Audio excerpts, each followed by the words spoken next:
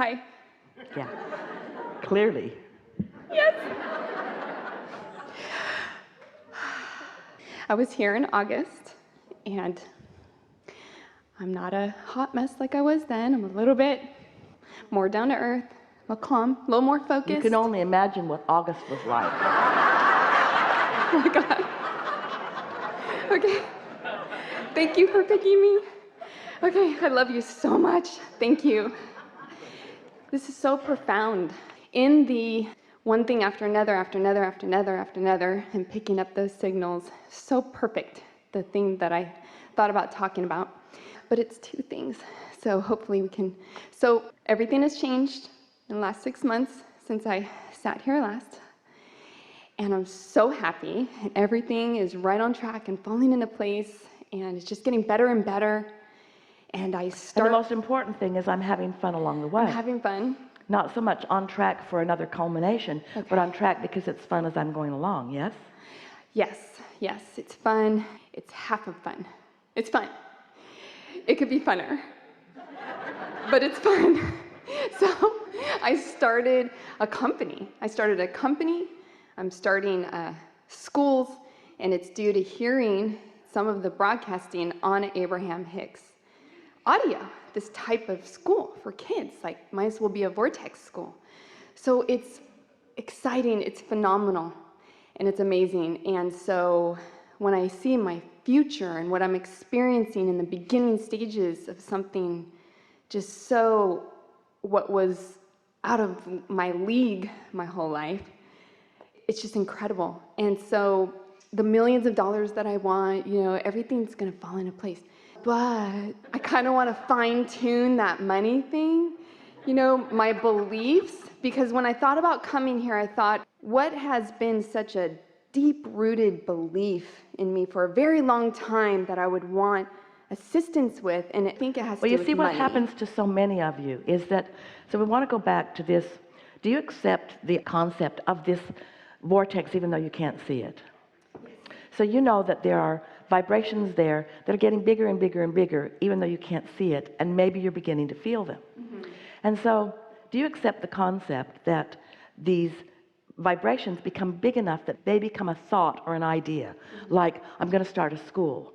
And you feel the exhilaration of that, so you know you were in the receiving mode of that. Mm-hmm. So, do you understand that, yes, maybe, and we're putting a big maybe on this because it doesn't have to be this way. Maybe along your path, a whole lot of money will come into place to help you. Mm-hmm. Maybe. Mm-hmm. Maybe. Mm-hmm.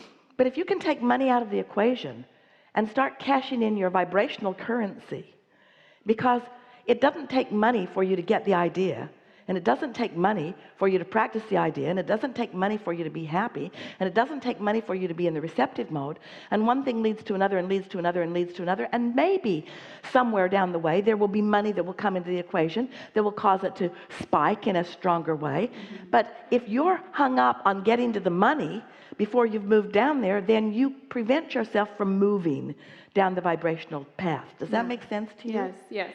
Part of the component is money is now a big part of everything, accepting money from others and setting prices for things, and I just want everything to be free, and it's just, but I can't have everything free for everybody, and so I'm concerned that I've got some root beliefs around money that's going to inhibit me or other people. I'm in position to actually... That's why we're asking you to take money out of the equation, because everybody has those money hang-ups.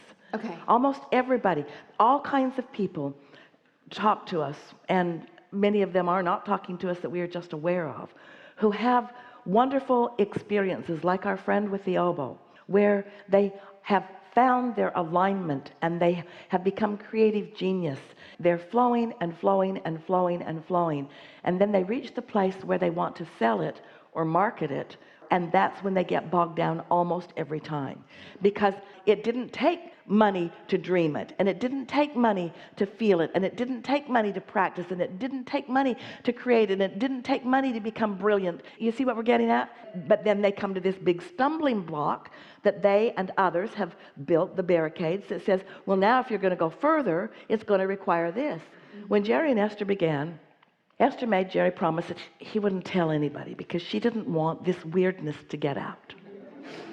And so as time went by and they were having benefit from it, Jerry said, what do you think about us just setting some events around the nation? They had a small newsletter that they were sending out. Everything was word of mouth. And he said, we'll go to about 30 or 40 cities. And so he got a Courtyard Marriott book that was printed that showed where all the Courtyard Marriotts were. And he just circled the cities that he thought there would be enough population that there might be someone interested in coming and having a dialogue with Abraham. And Jerry said, it has to pay for itself. So as long as there's enough revenue to buy our airline tickets and our rental car and our sleeping room and the meeting room, then we'll stay in balance and off we'll go. And so they circled them and they deduced a price that they would charge, and it would take 20 people in order to cover all of that. And so there was no vibrational imbalance within them. Now they had other money. They had money from other business enterprises. But Jerry says, in order for us to know that this is working, it has to pay for itself. But he also knew that it was smart not to get his business bigger than his business. So they didn't rent the convention center. Okay. And they didn't buy a private jet. Esther's still pretty mad about that. And so what you want to do, you want to take money out of the equation. You want to just make sure that you are in balance. Okay. Because the thing that keeps almost everyone who has the potential of a magnificent fulfillment of their creative dream is that they put money, which they have been railing against for all of their life, in the middle of the equation, and then they use that as the reason not to be in the receptive mode, and then they don't match up with all of the things along the way that would lead them to what they want. So many people look at situations like what you're talking about, or anything in life, and if the motive to do it is the money, then they trip themselves up right away.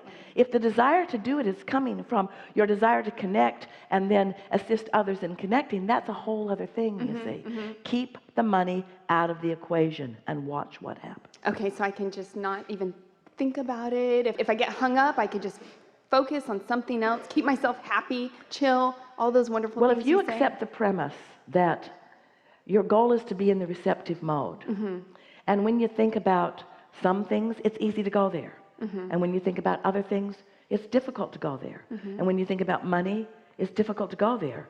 So you don't think about the things that make it difficult for you to go there. Okay. If you accept that it's not money you want, it's receptive mode. And if money's keeping you from receptive mode, then it's counterproductive.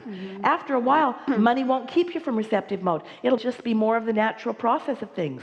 It'll be the way that you expand. It'll be the way that you do more things. It'll be the way that you live life in a fuller way. It will be a way that you enjoy the happiness that you've found already in a stronger way. Yeah. But you have to ask yourself, is the concept of money, the idea of money, the conversation of money, is it conducive to be being in the receptive mode? If it is, then focus on it. If it isn't, then don't focus on it, or anything else for that matter. Okay. If you have a friend who has never believed in you, don't focus on that friend. If you have a friend who always believed in you, focus on that friend. Right. You see what we're getting at? Yes. So it's the cart before the horse thing. That's why people look for venture capitalists all the time. And venture capitalists have money to spend. So venture capitalists evaluate the risk factor, and they give their money to startup projects.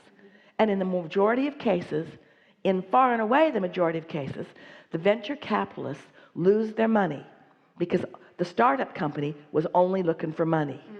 They didn't have the momentum of what they really wanted to go that took them further, you see. Right. Get that momentum going and the money will follow. Yeah. But don't ask for the money first. Right. Okay. Can I ask one more thing? Helpful? Was that helpful?